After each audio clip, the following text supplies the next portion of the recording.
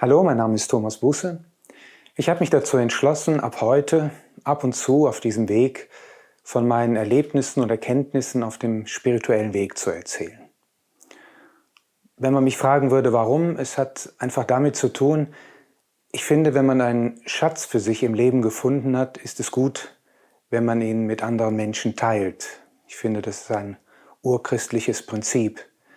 Für mich ist mein Schatz, dass ich einfach sehr glücklich, sehr zufrieden bin.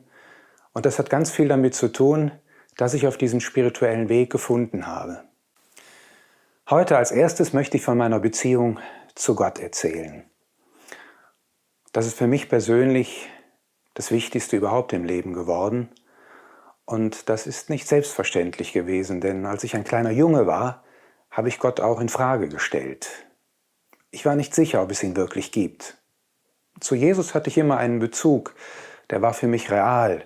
Aber Gott, das war etwas Abstraktes.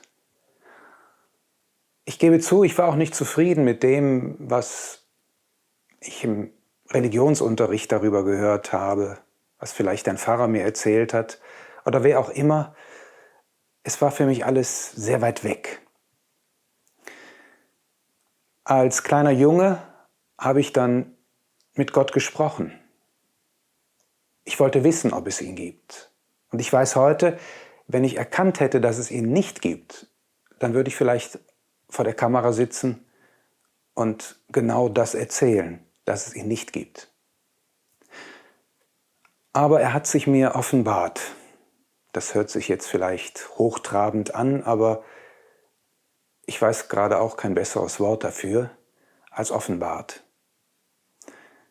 Im Detail möchte ich da nicht darüber erzählen, weil es mir zu intim, zu privat ist. Aber es hat dazu geführt, dass es kein Glaube mehr an Gott ist, sondern für mich persönlich ein Wissen. Ein Wissen, dass es Gott wirklich gibt, dass er da ist. Und er gibt mir so viel, er schenkt mir so viel Halt, so viel Liebe, so viel Güte, ja, dass ich selbst immer wieder berührt bin, Tag ein, Tag aus, wie nah er uns Menschen sein kann. Wir müssen ihm allerdings auch eine Chance dafür geben. Und darüber möchte ich heute ein wenig erzählen, wie man ihm eine Chance auch geben kann. Erst einmal ist es wichtig, dass wir von alten Vorstellungen Abstand nehmen. Gott ist nach meiner festen Überzeugung kein alter Mann mit einem weißen Bart, der auf einer Wolke sitzt. Er ist kein strafender Gott, wie er im Alten Testament beschrieben wird. So habe ich ihn jedenfalls nie erlebt. Und er hat sich auch nicht für irgendeine Religion oder Institution entschieden, um dort seine Güte, seine Barmherzigkeit, all seine Hilfen hinzugeben, sondern er schaut immer nur nach dem Herzen eines Menschen. Es ist so furchtbar, was in all den Jahren gemacht worden ist im Namen Gottes. Letzten Endes haben Menschen ihn benutzt für ihre egoistischen Ziele. Da glaube ich, kann man weder das Christentum, den Islam, andere Religionen groß hervorheben, dass sie da vielleicht besser waren oder schlechter waren. Wenn ich allein darüber nachdenke, die Kreuzzüge, die gemacht worden sind im Christentum, Wahnsinn. Ich könnte jetzt vieles erzählen, was in seinem Namen alles gemacht worden ist, und mir fällt nur das Wort Wahnsinn dazu ein. Aber das ist das, was ich sagen möchte, man muss sich von diesen alten Vorstellungen trennen. Ich finde es so schade, wenn Menschen den Bezug zu Gott verlieren, weil sie Gott und Kirche zum Beispiel gleichsetzen. Ich kenne viele dieser Menschen, die sagen, ja, die machen ja das und das, also kann ich an Gott nicht mehr glauben. Aber ich finde es so wichtig, dass man hingeht und sagt, das ist Gott und das ist die Kirche, eine menschliche Institution. Und sie handeln hoffentlich nach bestem Gewissen.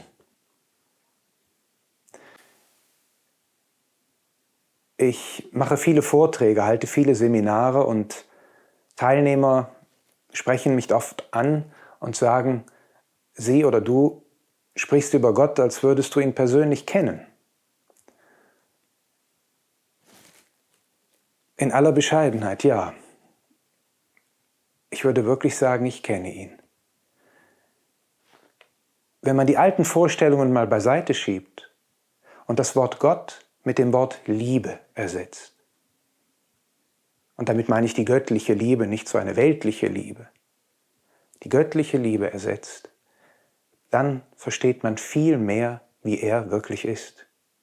Dieses wundervolle Gefühl, das Menschen verbindet, das Menschen dazu bringt, zu verzeihen, Mitgefühl zu entwickeln, Hände zu reichen und so vieles, vieles Positives mehr, der Nährboden für alles Gute, Edle und Schöne, das ist für mich Gott. Eine Schwingung, ein ganz hohes Licht. Aber wie gesagt, kein alter Mann mit weißem Bart, kein strafender Gott, kein Gott, der sich für irgendeine Institution entscheidet und sagt, ihr bekommt den Segen und ihr bekommt ihn nicht. Das sind menschliche Vorstellungen von Gott.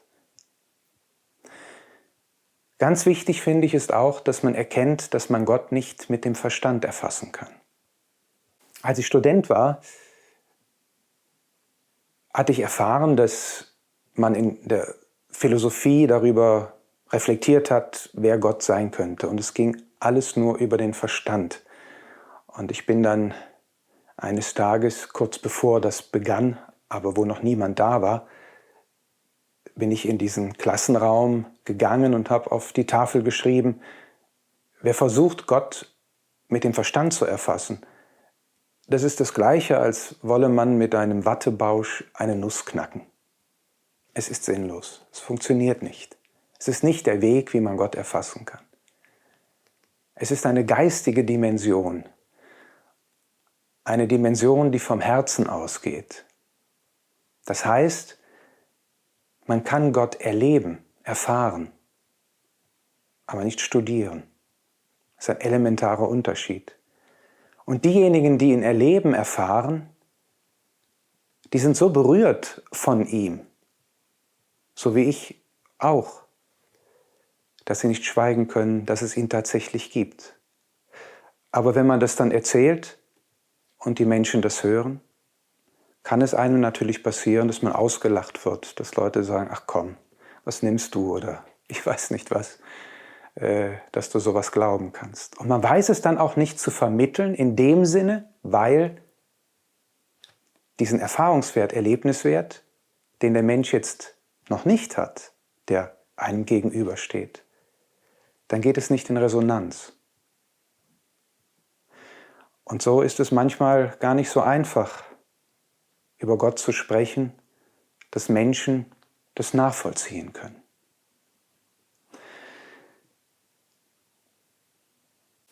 Was auch ganz wichtig ist,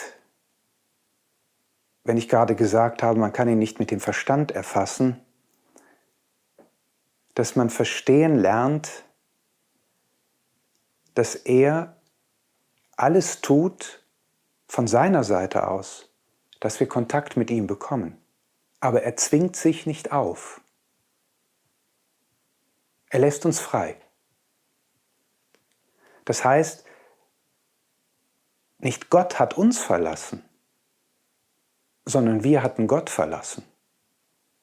Und in dieser Verlassenheit beschweren wir uns, dass wir ihn nicht spüren, dass wir ihn nicht erleben, was paradox ist.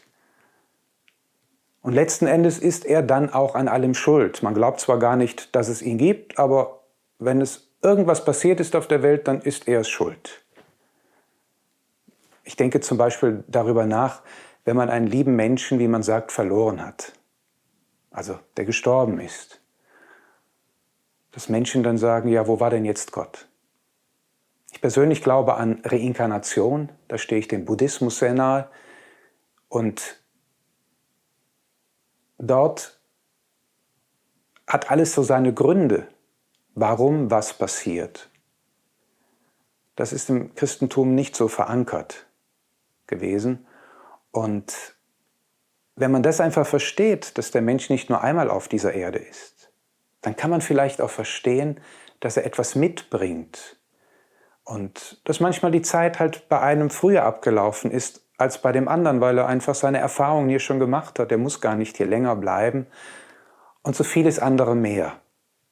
Ich glaube, es ist einfach so, das, was man nicht versteht, muss nicht falsch sein.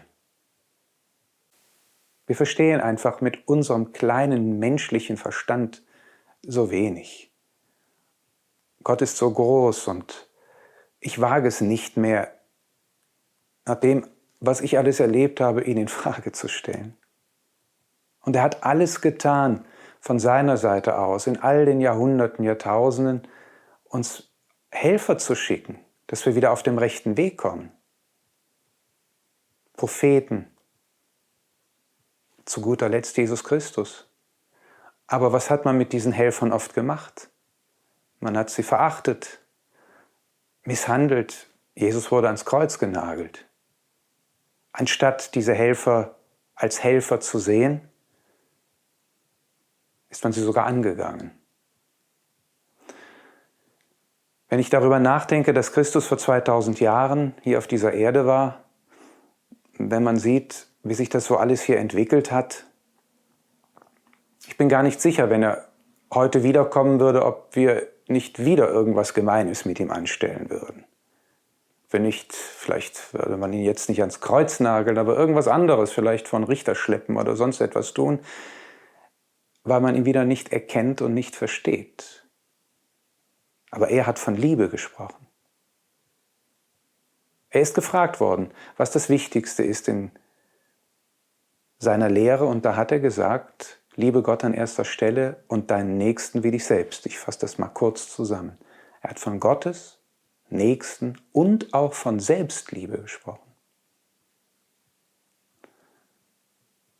Weil er wusste, dass Liebe das Wichtigste ist. Dass wir liebevolle Menschen werden, liebevolle Wesen werden. Ja, aber es hat Weltkriege gegeben.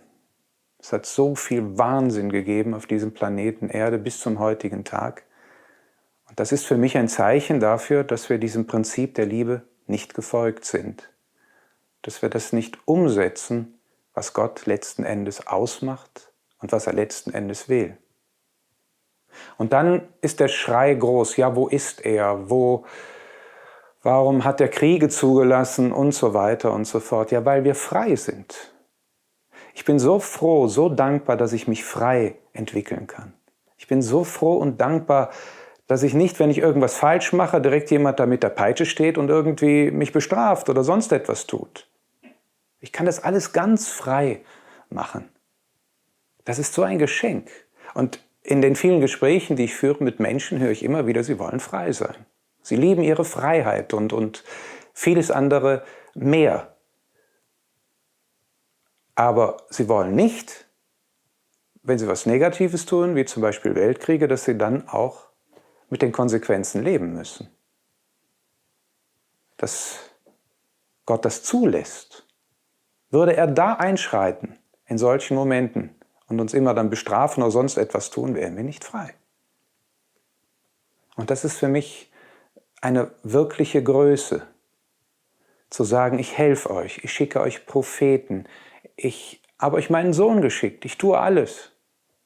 Und ich rufe euch auf, auch an den Gnadenorten. Wie oft gibt es dort Erscheinungen, wo aufgerufen wird, kehrt um, geht einen anderen Weg. Geht diesen Weg der Liebe und geht nicht diesen Weg des Hasses, der Rache, der Unbarmherzigkeit und so weiter. Wir werden immer wieder aufgerufen. Aber es wird unsere Freiheit geduldet, akzeptiert, wie ein Gesetz. Und dafür kann man Gott nicht verantwortlich machen, dass er sich an seinen eigenen Gesetzen hält. Im Gegenteil, ich habe großen Respekt vor ihm, dass er mit uns so viel Geduld hat. Immer wieder uns eine Chance gibt, uns weiterzuentwickeln, gerade auch durch den Wahnsinn, den wir machen. Dass man irgendwann mal sagt, nein, ich habe keine Lust mehr, Menschen zu hassen. Ich habe keine Lust mehr, Menschen zu morden, Böses zu tun und so weiter. Ich habe die Erkenntnis gewonnen, es ist einfach nicht gut. Ich will ein anderer Mensch werden. Das ist natürlich mit das Schönste, was geschehen kann, wenn ein Mensch so von innen heraus dann umkehrt. Und die Umkehr ist zurück zur Liebe. Und das heißt zurück zu Gott. Nichts will er mehr, als dass wir endlich diesen falschen Weg, den Weg der Lieblosigkeit, nicht weitergehen, sondern dass wir umkehren und das Prinzip der Liebe umsetzen. Und man kann ihn jeden Tag erleben, tief im Herzen, dass er wirklich Liebe ist. Er berührt mich oft zu Tränen. Es gibt so oft Momente, wo ich eine Nähe fühle, die wahrlich keine Einbildung ist, die mich überwältigt und die so das gute Gefühl gibt, ich bin ein Kind Gottes. Wir alle sind nach meiner festen Überzeugung Kinder Gottes. Da ist doch keiner mehr oder weniger. Ob er reich ist oder arm, ob er einen Titel hat oder nicht, welche Hautfarbe er hat, oder das interessiert das Prinzip der Liebe nicht. Es schaut immer auf das Herz. Das ist die wahre Stelle und dort ist auch die Stelle, wo man sich dann weiterentwickeln kann, um ein liebevollerer Mensch zu werden. Tja, die Frage bleibt aber, wie fängt man das an? Ich hatte ja am Anfang gesagt, die alten Vorstellungen mal loswerden. Das wäre das eine. Und ich glaube, was auch ganz wichtig ist, dass man den Mut findet, mit ihm zu sprechen. Einfach zu sprechen. Ob man was hört oder nicht. Einfach Kontakt sucht. Im Gebet, aber nicht immer nur bitten, auch danken. Ganz normal von Herz zu Herz mit ihm kommunizieren. Das kann eine gute Unterhaltung werden, wenn ich das Wort mal dafür benutzen darf. Ein gutes Gespräch werden. So ganz normal, nicht irgendwelche Formeln im Kopf haben. Wenn ich mir vorstelle, ich wäre der liebe Gott und ich hätte jemanden, der mir jeden Tag immer das Gleiche erzählt, irgendetwas, das ist ja langweilig. Ich sage das jetzt mal so. Nein, so vom Herzen her, so wie es kommt. Und dann mal schauen, und das nicht 1, 2 Wochen machen, mal schauen, was mit einem passiert. Das wäre auch etwas, was ich empfehlen könnte. Und Meditation. Ich meditiere seit 1985 mittlerweile jeden Tag. Und Meditation heißt für mich in die Stille gehen, passiv sein und in die Schwingung Gottes zu gehen. Manchmal stelle ich mir vor wie ein Scheinwerfer. Ja, so erkläre ich das oft bei meinen Vorträgen oder Seminaren den Menschen. Gott ist wie ein Scheinwerfer und man setzt sich in der Meditation in diesen Scheinwerfer hinein. Und dann lässt man einfach das auf sich wirken. Das muss man natürlich lernen. Auch da werde ich irgendwann mal etwas zu sagen, wie ich glaube, wie man gut meditieren kann. Aber das würde jetzt hier an der Stelle auch noch zu weit führen. Ich will den Rahmen nicht sprengen, das soll nicht zu lang werden. Aber auch da macht man ja etwas, man nimmt sich einmal Zeit für Gott, damit er sich überhaupt einem offenbaren kann. Und es ist nicht schlimm, wenn erstmal alles dunkel ist und man nichts erlebt. Aber man macht eines, man geht auf Gott einen Schritt zu. Und das ist das, was der Mensch in seiner Freiheit tun sollte. Ich sage nochmal, Gott zwingt sich nicht auf. Wir müssen ihm eine Chance geben und wir müssen den ersten Schritt tun. Und dann schauen, was eben passiert. Es ist ein schöner Weg mit Gott. Es ist für mich das Schönste, was es gibt. Und wichtig ist auch, weil ich kenne viele Menschen, die das so als Hokuspokus abtun und als Spinnerei, das kann ganz bodenständig sein. Es ist etwas Normales. Deswegen muss man nicht mit verklärten Augen herumlaufen, manchmal sage ich auch mit verkehrten Augen. Man muss nicht irgendeinen Schmus daherreden oder sonst etwas. Gott ist real. Er ist wirklich da. Und in dieser menschlichen Art kann man ihn erleben und dann auch sehr bodenständig seine Gesetze im Leben hoffentlich ein Stück weit umsetzen. Ich habe das Gefühl, je mehr man auf ihn hört, je mehr man sich bemüht, das umzusetzen und letzten Endes immer wieder das Prinzip der Liebe, desto mehr erlebt man. Desto mehr erlebt man in der Meditation, im Gespräch mit ihm, desto näher kommt alles. Ja, ich glaube, das soll für heute erst einmal reichen. Ja, vielleicht war schon etwas Inspirierendes dabei. Wenn nicht, auch kein Problem. Ich habe keine Lust zu missionieren oder irgendetwas zu tun, aber ich fühle mich verpflichtet, zu Gott zu stehen. Ja, das möchte ich tun.